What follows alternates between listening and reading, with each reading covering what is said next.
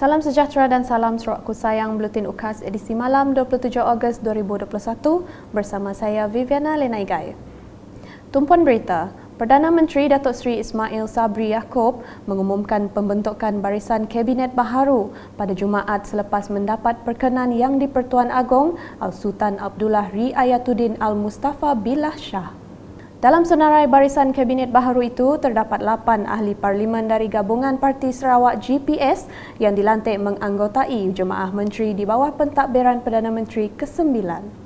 Ahli-ahli parlimen yang dilantik adalah seperti tertera.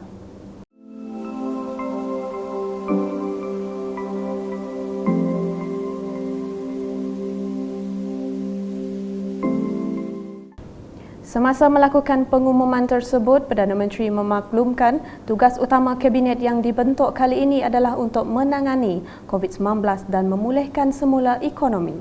Barisan Kabinet yang dibentuk hari ini merupakan pasukan pengurusan yang akan bekerja bersama rakyat. Kabinet ini perlu bertindak pantas dan bersepadu dalam usaha membebaskan Malaysia daripada ancaman pandemik COVID-19, kegawatan ekonomi serta kekusutan politik. Umum mengetahui saya menerima kerajaan ini dalam keadaan seadanya. Justru pembentukan kabinet ini merupakan satu formulasi semula berdasarkan situasi semasa demi mengekalkan kestabilan dan meletakkan kepentingan serta keselamatan keluarga Malaysia melebihi daripada segala-galanya. Datuk Seri Ismail menambah, setiap menteri juga mesti menunjukkan prestasi mereka dalam tempoh 100 hari pertama memegang jawatan. Dalam pada itu, Datuk Seri Fadilah Yusof memberitahu pelantikan tersebut adalah amanah dan tanggungjawab besar demi rakyat dan negara. Sementara itu, Datuk Seri Nancy Shukri merakamkan penghargaan kepada Datuk Seri Ismail atas kepercayaan yang diberikan bagi meneruskan perkhidmatan sebagai anggota Jemaah Menteri bagi portfolio pelancongan seni dan budaya. Saya menyahut seruan ini di mana 100 hari ini akan menjadi satu cabaran bagi kita untuk membuktikan yang kita menjalankan tugas ini untuk membantu rakyat. Namun inilah yang menjadi orang kata menjadi cabaran yang begitu besar sekali bagi kami di Motek nanti, kerana dalam 100 hari untuk melakukan sesuatu untuk rakyat bermakna kita terpaksa menunjukkan bagaimana kita nak mengimbangi ekonomi dan juga kehidupan. Berita seterusnya, Ketua Menteri Sarawak Datuk Patinggi Dr. Abang Abdul Rahman Zohari Tun Datuk Abang Openg dijangka merasmikan Pusat Kecemerlangan Teknikal Sarawak Sentex Mukah pada Sabtu. Sentex Mukah telah siap pada Ogos ini dan boleh menempatkan seramai 890 pelatih, 22 bilik kuliah, 14 bengkel serta menyediakan 16 program meliputi industri minyak dan gas dan industri minyak sawit dan pertanian.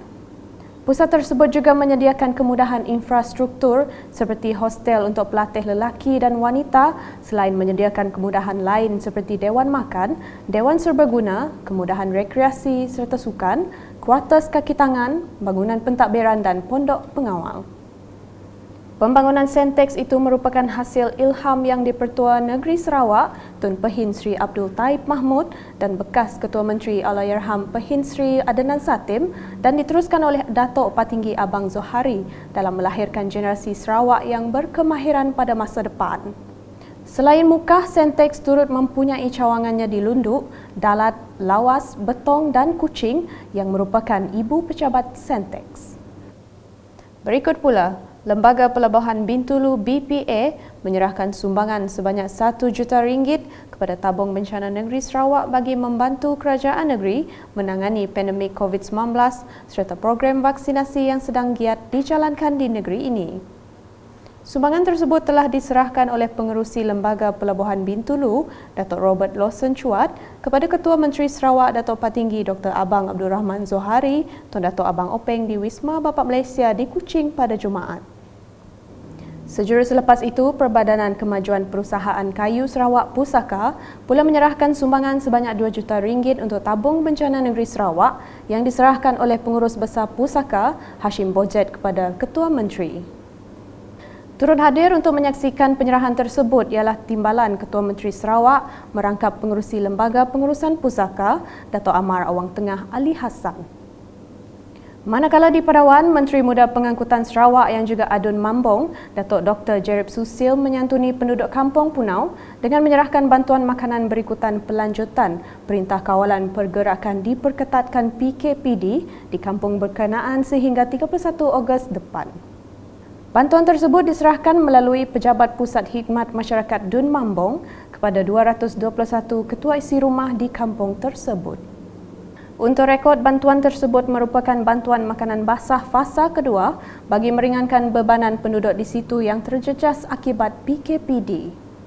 Di Song pula, Jabatan Pendaftaran Negara JPN berkampung selama 2 hari di Pekan Song untuk menjayakan program bergerak bas JPN.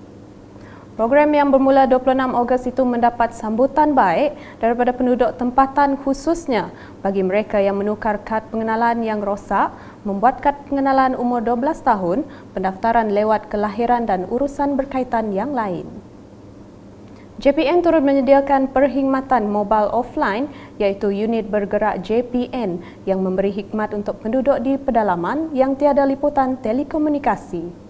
Selain itu, Mobile Ehsan juga memberikan perkhidmatan bergerak yang dihaskan untuk penduduk OKU, pesakit terlantar dan warga emas yang uzur. Dalam pada itu, penolong pegawai pendaftaran kanan 1 JPN Sarawak, Belayong Layang, ketika ditemui berkata, program tersebut mendapat sambutan menggalakkan, terutamanya susulan masalah berkaitan pendaftaran dokumen diri bertambah semasa Perintah Kawalan Pergerakan PKP. Lebih daripada 25 permohonan gantian kad pengenalan kita dah terima dan juga lebih daripada 20 pendaftaran lewat kelahiran dan juga kad pengenalan yang kita terima, dan ini menggambarkan bahawa berlakunya kelewatan yang bertambahlah dalam tempoh PKP ini. Jadi sebab itu kita hadir ke daerah Song bersama rombongan, dan untuk maklumat, inilah kali pertama bas JPN bergerak ini hadir ke Pekan Song. Sementara itu, orang ramai ketika ditemui menzahirkan penghargaan dan terima kasih di atas perkhidmatan itu dan berharap diadakan lagi pada masa akan datang. Aku Tuan Rumah Rampiang alias Anak Raweng hari Nengat Malat Tengah kena sarito ngok kemarin 26 7 hari bulan to 2 hari mereka saya terima kasih ngagai unit bas bergerak JPN Sarawak. Laban ke udah datai ngagai kami di Suang dito. Ngadu ke hal-hal pendaftaran di benua Suang. Program berkata mana harap terus diperjalai ke di benua pesisir. Terima kasih. Nek merayang. Aku tu seluma nek merayang hari Nangas Batu tu rumah rubat. Aku merek besar hari nama penama tu unit bas bergerak. Laban sida ya bisik ngaga IC alu ngaga surat mengadau teh kena uliah degaga kita hari rumah Panyai. Merek besar terima kasih yang ngaga sida ya. Ante kage berjalai baru mai bas ketok ngambil nyamai kita hari rumah Panyai. Engka mungkin urang ke bukai nak ampir. Ngaga program tu baru lah. Merek besar terima kasih yang mayu sida ya.